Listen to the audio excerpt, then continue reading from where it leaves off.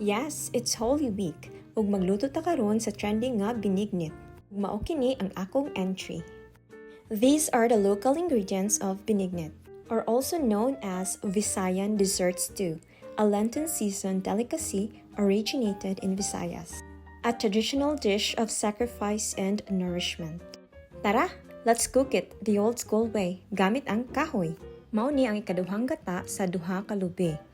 Ug ato nang ibutang ang pilit. Sunod ang landang or palm flour jelly balls. I have here orange sweet potatoes or kamote.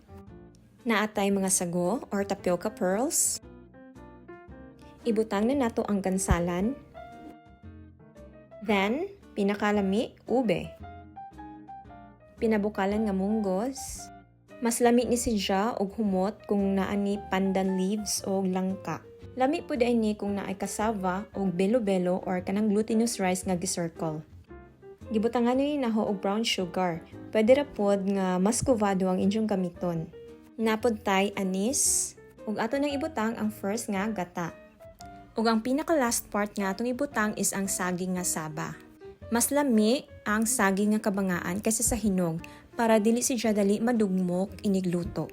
Maubali ni ang puli sa karne panahon sa Kwaresma, labi na jud sa Biyernes Santo, diin ang kadaghanan sa mga Katoliko naglikay sa pagkaon og karne as part sa pagpuasa o pagpamalandong.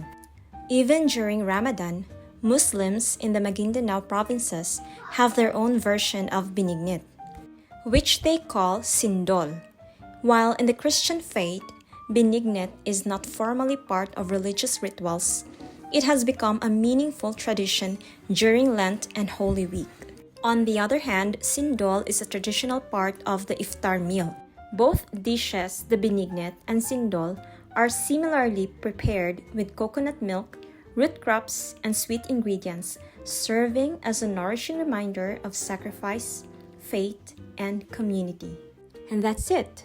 Nang hinaot ko nga namoy nakatunan ani nga video. It may be a bit of the tradition and faith behind this dish. Thank you for watching and kita-kits sa sunod nga vlog.